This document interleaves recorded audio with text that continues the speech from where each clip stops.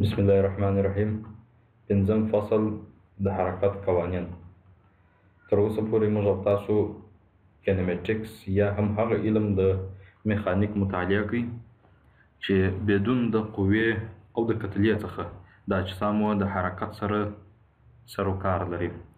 اوس به راسو د ډینامیکو علم ته یا هغه علم چې د هغو سروکار د قوې او د کتلې سره سته.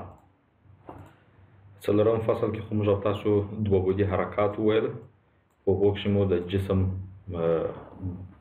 موقعیت، سرعت، تعجیل او د دې هر څه دپاره مو ویکتور رسم کړئ.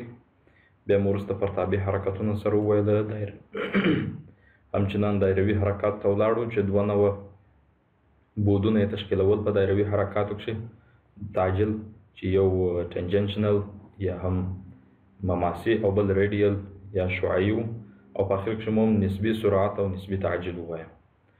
اوس به راسو پنځم فصل ته د لاز اف موشن، د موشن یا د حرکت قوانین به مطالعه کړو. د حرکت په قوانینو کې به موږ او تاسو دا شیان سره ووایو. اول د قوې مفهوم به رایه کړو چې قوه څه ته ویل کېږي. وروسته به نیوټن لومړی قانون او انرشیایي فریم څه ته وایي یا عدالتي چوکاټ. بیا به کتله مطالعه کړو، د نیوټن دوهم قانون، د جاذبې قوه یا هم چې موږ او تاسو وزن ورته وایو، دا دوه څه معنا لري، خپل په منځو کې څه توپیر سره لري، دا به ووایو. اخر به راسو د نیوټن دریم قانون ته او په دوهم قانون پر اساس باندې به ځینې سوالونه حل کړو. په اخر کښې به د استحقاق قوه یا فریکشن فورس په سره مطالعه کړو. که چیرې د تماس له رویه قوه وڅېړو، قوه په دوه ډوله ده. یو کنټاکټ فورس دی، هغه قوه ته ویل کېږي چې فزیکلی یو جسم د بل جسم سره په تماس کې راسي، یعنې یو بل سره ټچ کړي. او که چیرې د دوی دوو ترمنځ یو فاصله موجوده، بیا هم یو پر بل باندې قوه عمل وکړي، دې ته فیلډ فورس یا هم ساحوي قوه ویل کېږي. د کنټاکټ فورس یا په فزیکي ډول چې په تماس کې دي یو د بل سره ښه مثالونه یا دغه اول درې مثالونه دي. لومړی که چیرې یو فنر یا سپرینګ د یو لاس په واسطه باندې راکشوو، دا زموږ لاس د فنر د دغه اولې الغې سره په تماس کې دی، په کنټاکټ کې دی. دوهم که چیرې یو نفر فرض مثال یو ګاډۍ یې پر رسۍ باندې تړلې راکشوي، خو د هغه رسۍ ته یې لاس ور اچولی، نیولې ده، راکشوي یې. او که چیرې یو توپ موږ او تاسو په پښه باندې وهو، نو دا معنا لري چې زموږ پښه او ګین دواړه په تماس کې سره راځي.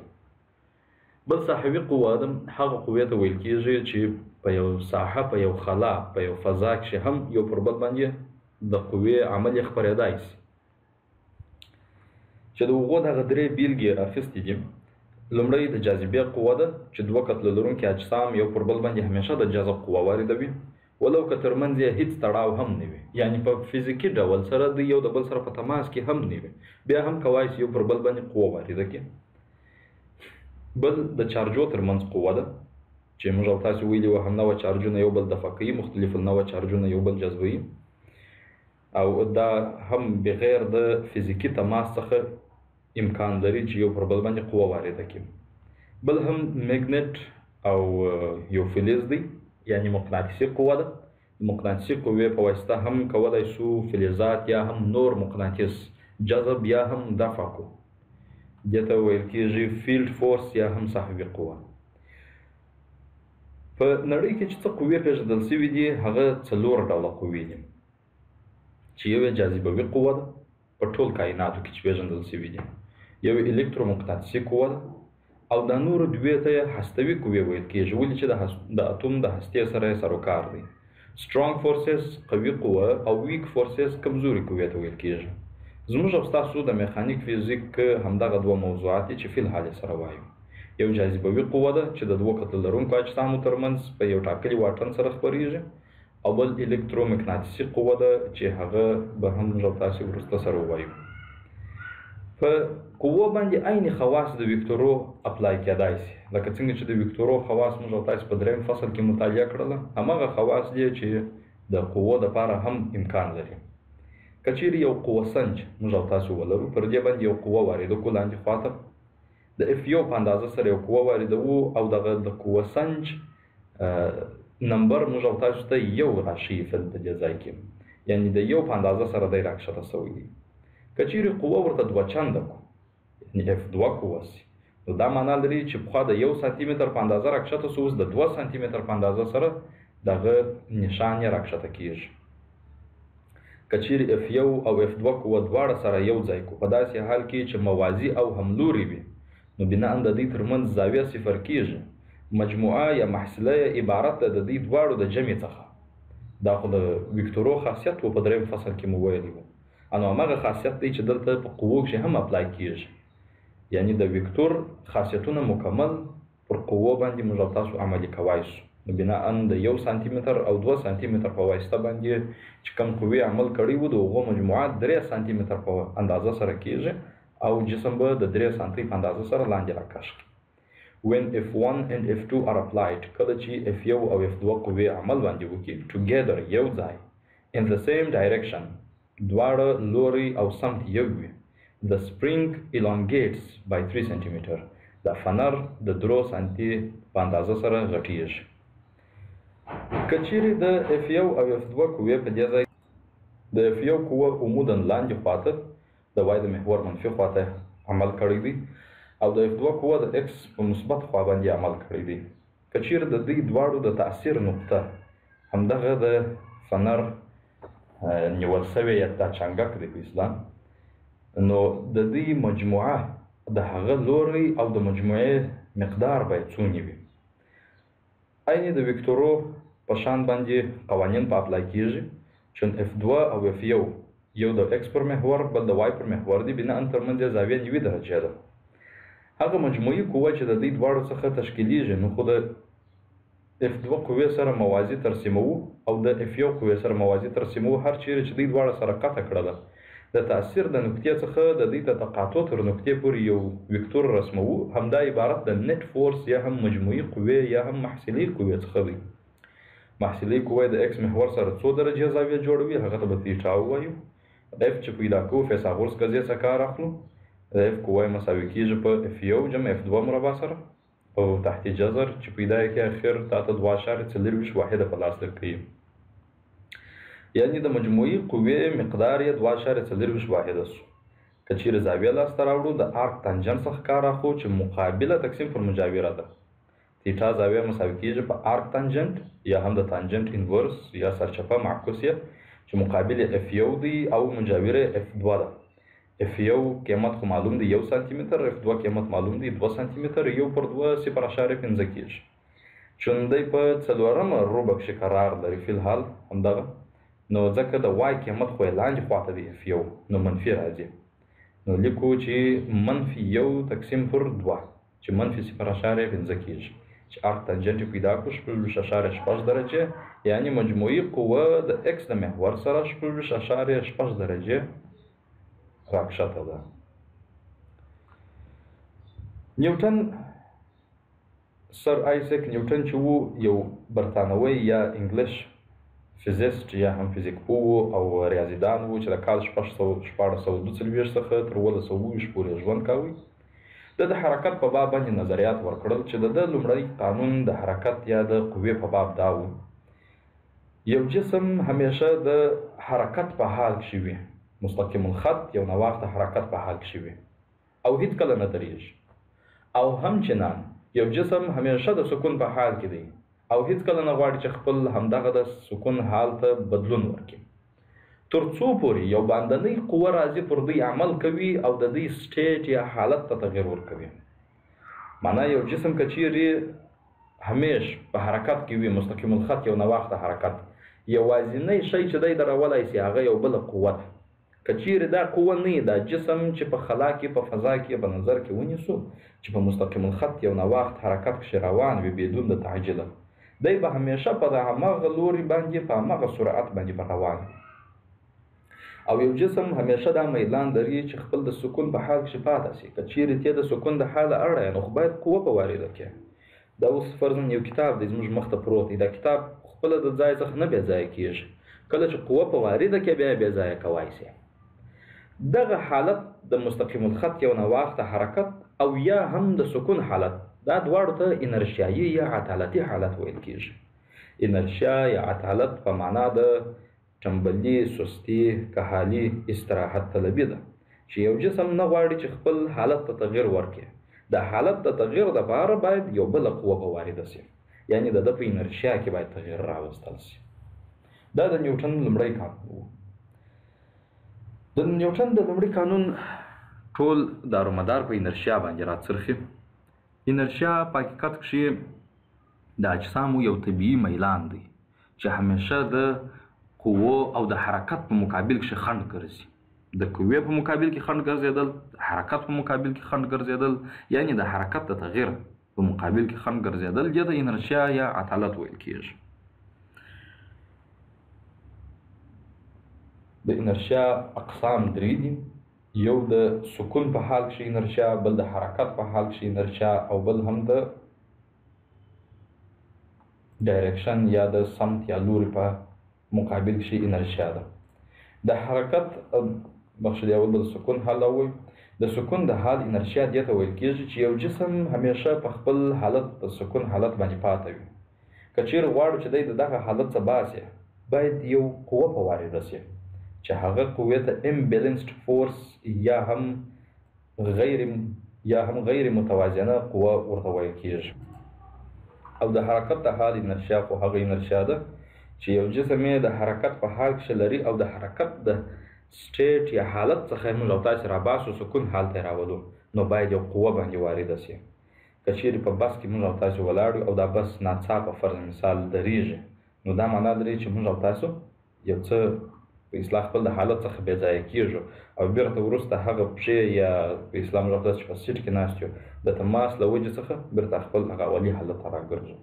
او بل ډایرکشن یا سمت دی. د هر شي د سمت د تغییر دپاره هم یو اضافي قوې ته اړتیا شته.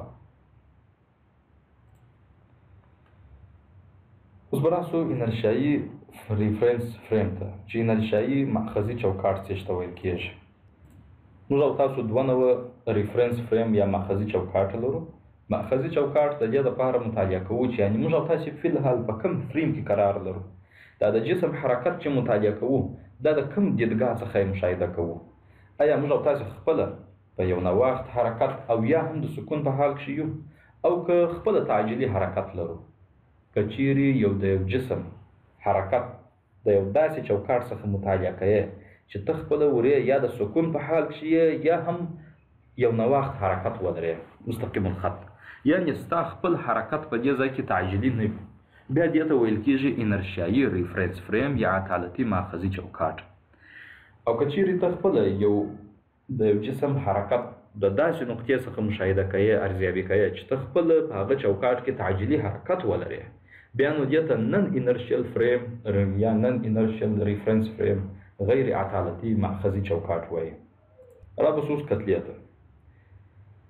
کتله په حقیقت کې څه شی ده؟ کتله د اجسامو خاصیت دی، داسې خاصیت چې پر دا جسم باندې وابسته تړلی دی، بدلیږي نه. موږ او تاسو دوه خواص لرو د اجسام.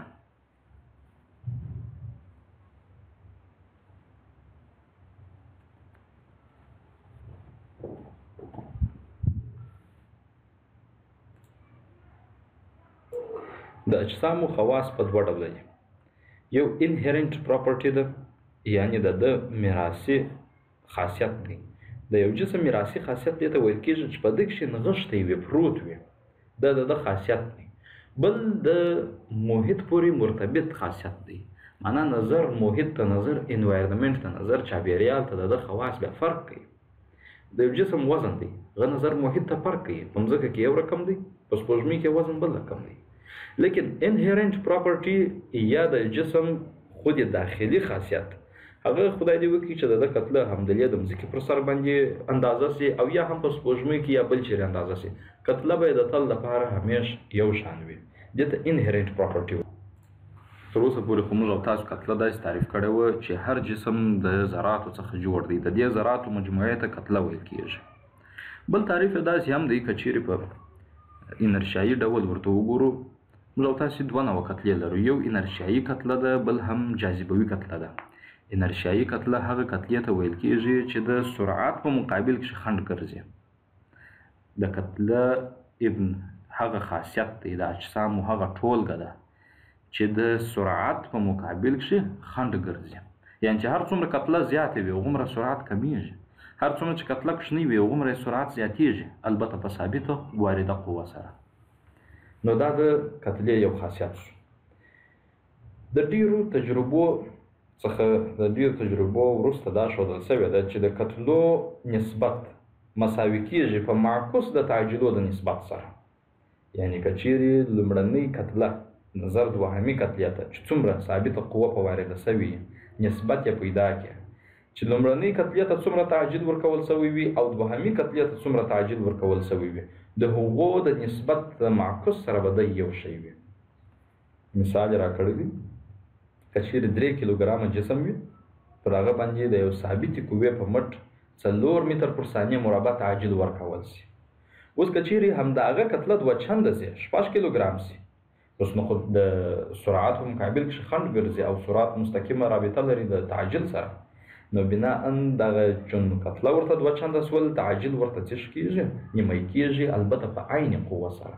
یعنې په 6 کیلوګرامه جسم باندې به فقط 2 متر پر سکند مربع تعجیل ورکول شي. اوس نو د تعجیلو نسبت یې مساوي کېږي په معکوس د کتلو نسبت سره. یعنې که چیرې 4 پر 2 تقسیم کو مساوي کېږي په 6 چې بیا په 3 باندې تقسیم کو، عین دغه رابطه صدق کوي.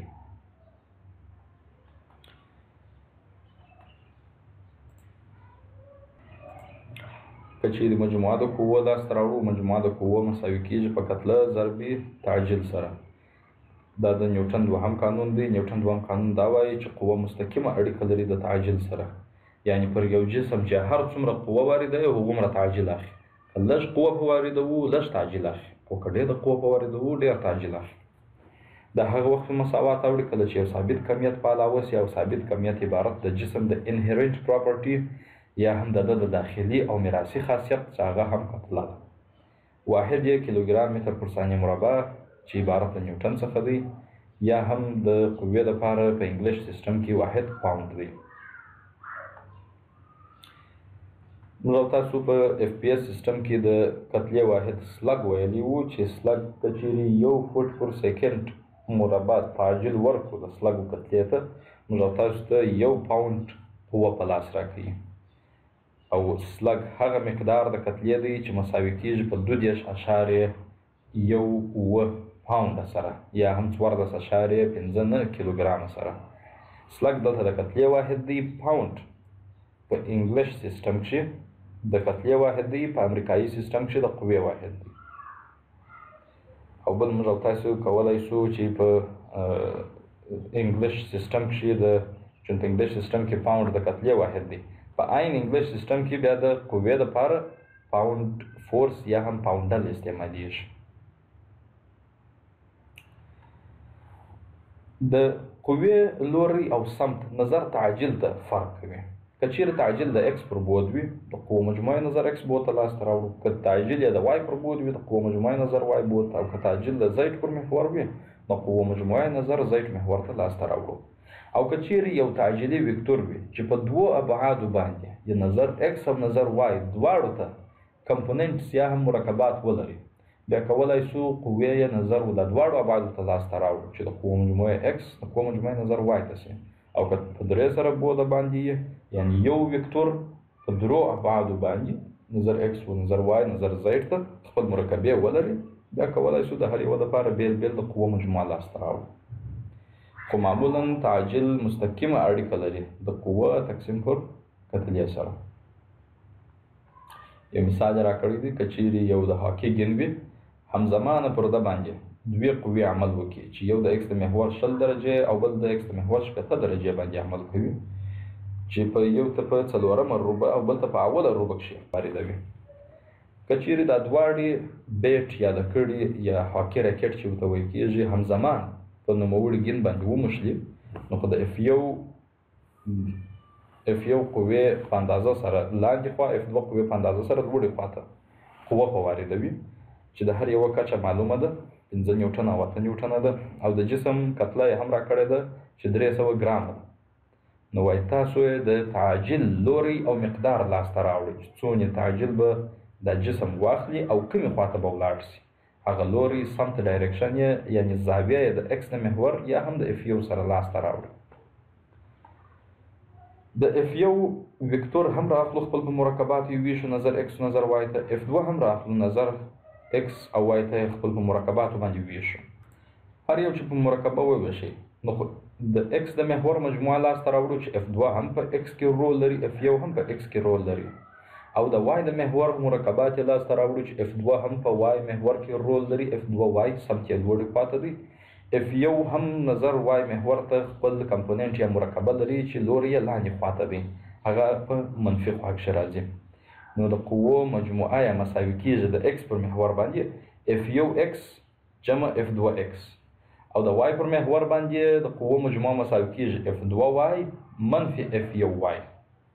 همدغه د قوې مقدار چې د لاسته راوړي هر یوې پر کتله باندې ویشو، موږ او تاسو ته تعجیل په لاس راکوي، یعنی د اکس د بود د قوو مجموعه د وای د بود د قوو مجموعه تقسیم پر کتله عبارت د اکس د بود تعجیل او د وای د بود تعجیل څخه دی. دا د وای د بود قوې دي او دا د اکس د بود قوې دي. که چیرې د اکس د بود قوې پر کتله وویشو موږ او تاسو ته د اکس د بود تعجیل په لاس راکوي، او که د وای د بود کتله په د وای د بود قوه پر کتله وویشو د وای د بود تعجیل په لاس راکوي. د هر یو قیمتونه معلوم دي، خپل سره وضع کوو. د اکس پر محور به د جسم تعجیل 90 متر پر سکند مربع سي، د وای پر محور به تعجیل 10 متر پر سکند مربع سي. چون اکس او وای یعنی دوه مرکبې سولې د تعجیل، نو اوس موږ او تاسو هغه اصلي تعجیلي مقدار لاسته راوړو چې څو دی. نو د اکس پر محور باندې 90 عدد جلا کړه، د وای پر محور باندې 10 عدد جلا کړه.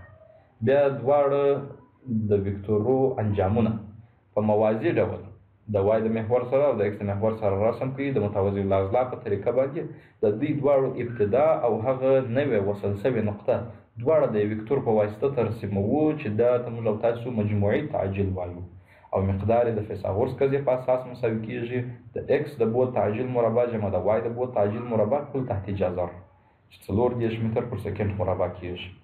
یعنی د نوموړي جسم تعجیل به 40 متر پر سکند مربع وي. چې ډایرکشن پیدا کوو چې په څو درجې سره به وي، نو دلته موږ او تاسو چې اوس د اکس د بود سره او د وای د بود سره تعجیل مو رسم کړي. فرض مثال داسې وکتور سو، اوس دا وکتور یې د اکس د محور سره څو درجې زاویه جوړوي، نو خو مقابله تقسیم پر مجاوره راځي، یعنی تانجان کوي نیسو. نو د هغه زموږ او ستاسو د مطلوبه تیټا زاویه اندازه مساوي کیږي په آرک تانجنت د مقابله چون د وای بود دی تقسیم پر مجاوره د اکس بود. د وای بود یې 10 متر پر سکند مربع سو او د اکس بود یې 90 متر پر سکند مربع سو.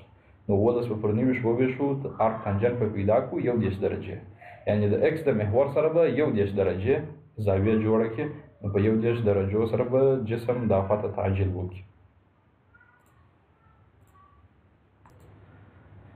اوس به راسو د ځمکې جاذبوي قوه او د اجسام وزن.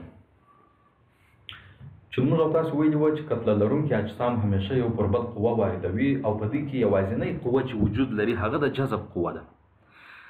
د کتلو خاصیت دا دی چې په دې کې دفع نشته، همیشه جذب وي، نو ځکه دې ته ګریویټي یا هم جذب ویل کېږي. ټول هغه اجسام چې د ځمکې پر سطحه باندې پراته دي د ځمکې د خوا څخه پر نوموړي اجسام باندې قوه واردېږي او ځان ته یې راکشي. دغه د جذب قوه همیشه د ځمکې د خوا څخه موجه په اجسامو باندې او د ځان خواته یې راکشي. که چیرې یو جسم د ځمکې څخه پورته کو، د هغه جسم هم پر ځمکه قوه واردوي او د ځمکه بیا خپل د ځان خواته کشي، لیکن د هغه مقدار یا کچه دومره کمه ده چې د ځمکه تقریبا خپل د ځای څخه ښورولی لا نشي، ولو که هر څومره غټ جسم موږ او تاسو په نظر کې ونیسو. نه دومره غټ چې د ډېر غټ لکه سپوږمۍ، یا مطلب د غټ جسم څخه داسې دی چې موږ او تاسو په اصطلاح یا پورته کولی شو یا مشاهده کولی شو د لیب. او دغه د ځمکې د جاذبې د قوې لوری همیشه د ځمکې مرکز ته موجه وي، یعنی د هرې خوا څخه چې راځي پر سطحه باندې عمود وي، د ځمکې پر سطحه باندې تقریبا دی د هرې خوا څخه عمود وي پورته. که چیرې د نیوټن د دوهم قانون څخه په استفاده د قوو مجموعه نظر جاذبې ته پیدا کوو، خو مساوي کېږي په د ځمکې جاذبوي تعجیل ضرب د جسم کتله. د ځمکې جاذبوي تعجیل خو نو په دې ځای کې یوازینی تعجیل د وای پر بود باندې جی دی، چې قیمت یې 9.8 متر پر سکند مربع یا هم 980 سانتي متر پر سکند مربع او یا هم 12.2 فوټ پر سکند مربع دی. په دې ځای کې یوازینۍ قوه چې د جسم ده واردیږي د وای پر بعد باندې، هغه د جسم وزن یا هم اف جی ورته وایو. اف معنا فورس، جی معنا ګریویټي یا ګریویټیشنل فورس، د جاذبې قوه چې کچه یې مساوي کیږي په کتله ضرب د ځمکې جاذبوي تعجیل جمع د هغه لوری. لوری یې بیا دا دی چې نوموړي فارمول راواخو په قوس کې ولیکو ضرب د جې محور یې کو. د جې محور یعنی د هغه لوری یا ډایرکشن هم راوښیي. یو سوال تاسو که چیرې موږ او تاسو یو جسم ولرو په داسې حال کې چې اول سره هغه په ریسټ یا د سکون په حال کې وي، که چیرې د اف قوې په اندازه سره پر هغه باندې قوه واردوو او د دلتا ټي په وخت کښې یې د ویو سرعت ته رسوو، د دلتا ټي په وخت کښې موږ او تاسو د ویو سرعت ته رسوو. که همدغه تجربه یو ځل بیا تکرار کړو، دا وارې چون د مخه مو یو چند قوه وارده کړې ده، دا وارې 2 چنده قوه وارده کړو په نوموړي جسم باندې، همدغه جسم باندې. د ویو سرعت چې زموږ او ستاسو هغه مطلوبه سرعت و په اول سر کې، و هغه سرعت ته به په څومره وخت کې ورسوو، یعنې دلتا ټي به څومره تغیر وکړي.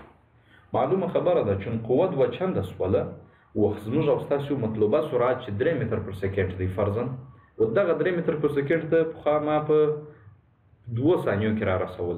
اوس چون قوه 2 چنده سوله و د هغه 3 متر پر سکند ته فقط په 1 ثانیه کې را رسیږي، ول چې وخت ورته نیمه کېږي. د قوې په 2 چنده والي سره وخت نیمه کېږي. بناء د ډي جزء صحیح دی. په بل سوال کې راته وایي که چیرې زموږ او ستاسو یو ملګری په سپوږمۍ کې اوسي او موږ او تاسو په مځکه کې اوسو، یو نیوټن سره زر د ورې پیدا کړي، یو نیوټن سره زر ما د لیې پیدا کړي یا هم ګټلي مې دي د یو لوبې په نتیجه کې. نو ما او دی په انټرپلانټري ټلیفون کې خبرې سره کوو او دی ما ته وایي چې یو نیوټن سره زر مې پیدا کړه، ما هم ورته وویل چې ما یو نیوټن سره زر پیدا کړه. اوس به په موږ دوو کې کم یوه زیات سره زر پیدا کړي، یعنی کم یو به خان. آیا دغه کس چې په مځکه کښې اوسي هغه به زیات خان وي او که هغه کس چې په سپوږمۍ کې اوسي؟ معلومه خبره ده چې د سپوږمۍ جاذبوي اکسلریشن کم دی نظر د مځکې و جاذبوي تعجیل ته، نو د هغه کتله باید غټه سي چې مساوي په 1 نیوټن سره سي. دلته باید کتله ورته کوچنۍ سي چې مساوي په عین 1 نیوټن سره سي. یعنی که چیرې زموږ او ستاسې مطلب دا و چې فقط 1 نیوټن وزن لاسته راوړو او جی فرق کوي، نو باید د کتلې هم فرق ورته وکړي. او کتلې چې فرق کوي، نو معلومه خبره ده چې په سپوږمۍ کې باید کتله غټه سي تر څو د مځکې 1 نیوټن وزن سره برابره سي. نو په دې کې د بي جز صحیح دی، یور فرینډ از چون هغه په سپوږمۍ باندې اوسي.